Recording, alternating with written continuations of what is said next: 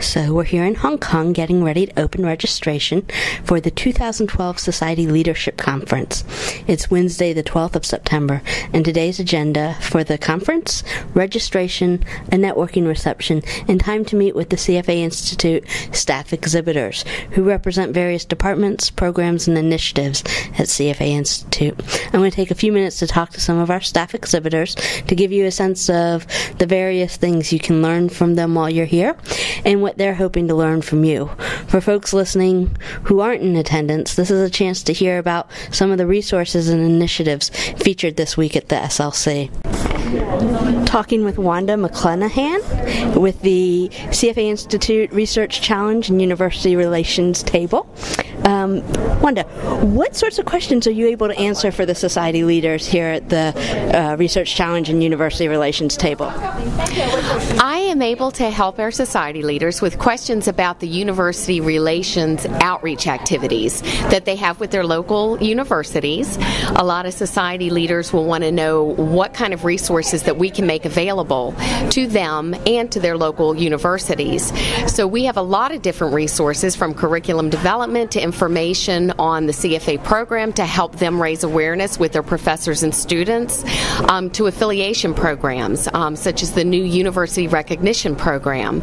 So I'm able to share information on those initiatives and just answer general questions about university outreach. And what are some of the key takeaway points you'd like society leaders to have regarding the resources and projects you represent here? Well, one of the key takeaways would be that the University Recognition Program, which launched earlier this year, is up and running now, and it's a wonderful way for CFA Institute to recognize the degree programs of universities that closely align with the CBOC. What schools want from us is recognition for those efforts. This program allows us to give them the recognition by listing their name on our website, and we've also tied some scholarships to as a benefit for participating in this program, which rolls into the second takeaway. The scholarship program went through some major changes this year, and the University Recognition Program serves as a conduit to allow the scholarships to be awarded to institutions, as the shift has gone from individual charter holding professors awarding these scholarships to institutions awarding the scholarships. So we're in a transition year. After the June 2013 exam, all scholarships will need to be awarded through either the CFA Program Partners Initiative or the University Recognition Program. So professors that are charter holders should be looking at applying for the University Recognition Program in order to retain the scholarship awarding ability for the future years after June 2013. That's really informative. Thank you. I'm talking now with Janet Wise at the membership table. Janet, what are some of the questions that you're well suited to answer for society leaders here at the membership table? Well, we have several members of the team here, and we can assist society leaders with helping them understand the new membership application process, membership requirements. We can also assist them with information that may be helpful to them when they are trying to help candidates and members get through the membership process, and we can also assist society leaders with recruitment and retention and recovery efforts. Excellent. I'm chatting now with Carrie Hare from the CFA Program Curriculum Development and Practice Analysis table. Carrie, what are the sorts of things you'd like to learn from the society leaders while they're here? Well, I would like to find out from society leaders what type of education things that they are looking for that CFA Institute could help them with, whether it's continuing education, any way that we can look towards what we're producing within curriculum development to help further education for members, anybody in the investment field. And Carrie, what sorts of questions are you well suited to answer here at the Practice Analysis and Curriculum Development table? I'm here to answer questions that society leaders might have, such as what is the practice analysis, how do we find out, how do we determine what's put into the candidate body of knowledge, whether it's for CFA program or for CIPM, those two programs, and also how people can get involved with curriculum development, practice analysis. There's a lot of volunteer opportunities, so I'd be more than willing for people to come by and find out how we can use them as volunteers. And lest I forget, I'm Julie Van Daren, and I am here with the Career Services table. So if you have questions about ways to integrate career services or career resources into your society offerings for members, if you have questions about ways that your society and CFA Institute can work together to promote job boards or other career event initiatives, that's something I would love to take your questions on, offer some feedback I've gotten perhaps from other societies who have tried different things, and I'd also love the opportunity to share with you some of the resources that we offer members that can easily be leveraged for society use. So stop by and visit me at the Career Services table. You may notice more background noise as I continue speaking with some of the exhibitors. It's getting full in here with leaders from around the world registering already, so we're delighted to see everyone here. But you will have to excuse some of the background noise as I'm speaking to some more of my colleagues. I'm talking to Katie Van Sciver now with the Society Technology table. Katie, what sorts of questions are you well suited to answer at the Society Technology table? Anything related to the services that we offer societies now, like websites, email, data, society portal, also the Society Center, which is a new website we launched to replace the old Society Leader Resource Center. We'll also be talking about the Society Member Service Standards Project and the tool that's going to be launched very soon. We're also in the process of rebranding society websites, so if anyone would like to know the timeline for their website to be rebranded, they should stop by. We can also walk through the branding resources that are available on the websites, anything like that. Awesome. Thank you so much. Talking with Dot Kelly now at the Professional Conduct Program table. Dot, tell me, what are some of the key takeaway points you'd like society leaders to have regarding the resources and projects that you represent here? Well, there's several key takeaways that are important for societies. One is, the most important one, is that we want societies to understand that the Professional Conduct Program is working very hard to increase the transparency regarding the disciplinary process for both candidates and members.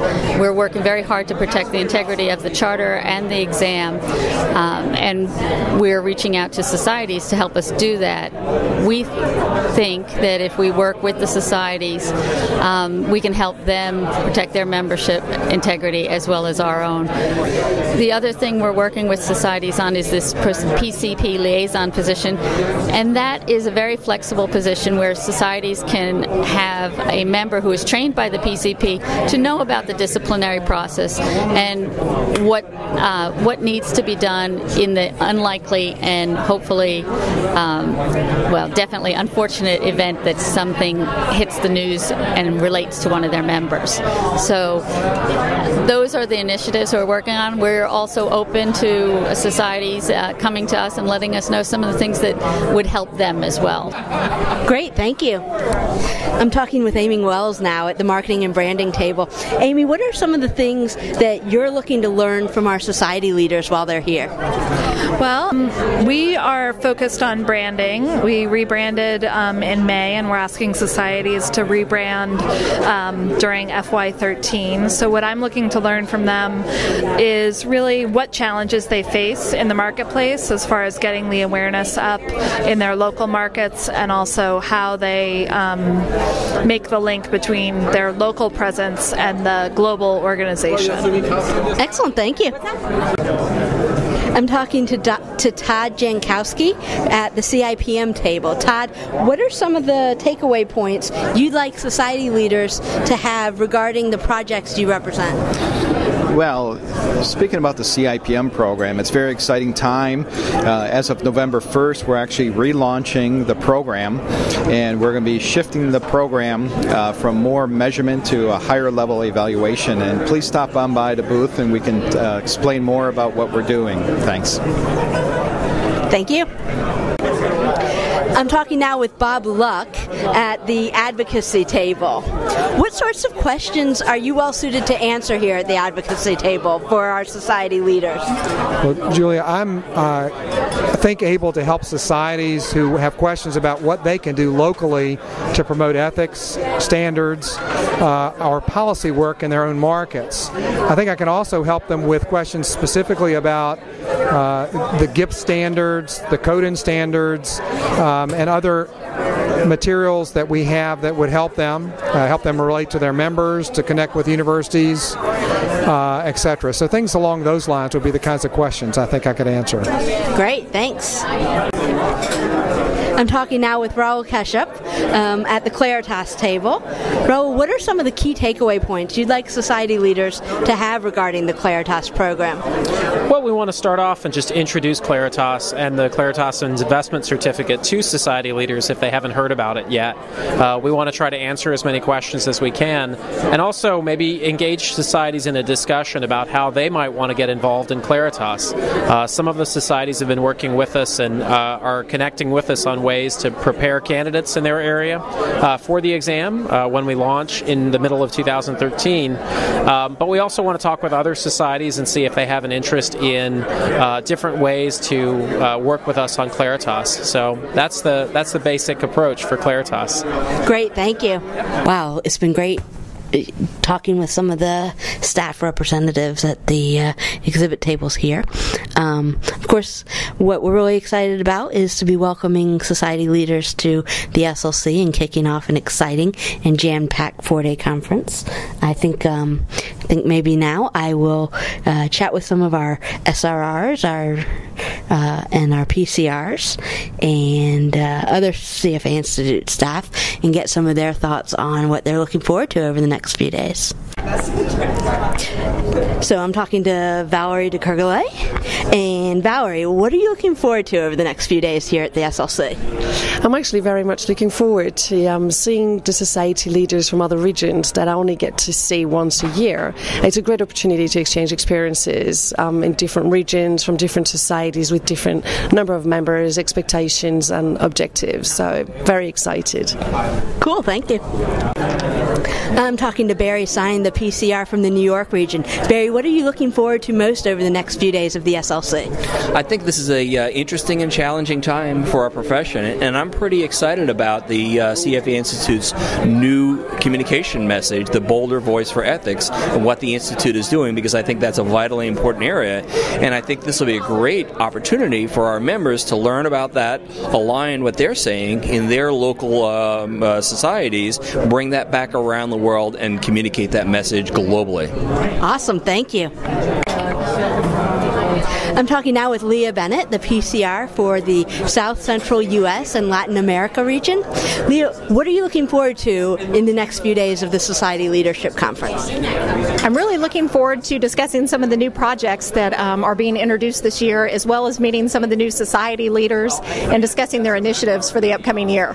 Great, thank you. I'm talking to Jennifer Shum now. She is the SRR for the Asia Pacific North region. Jennifer, what are you looking forward to over the next couple of days here at the SLC? Well, it's the first SLC held outside of the U.S., so I'm very excited to see over 400 leaders coming in to attend the meeting, and I can't wait to hear more good ideas, best practices shared among all the regions from the society leaders. Great, thank you. I'm talking now with Chip Deal, Head of Society Relations. Chip, what are your expectations and hopes for the next 4 days at the SLC here?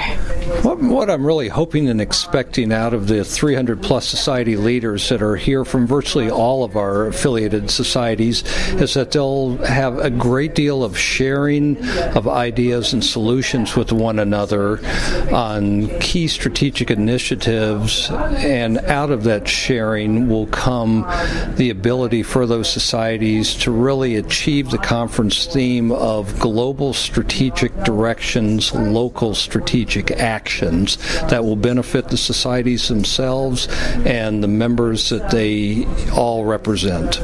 Great, thank you. Well, here we are. We'll wrap up for today. It's day one 2012 Society Leadership Conference here in Hong Kong. Thanks for listening.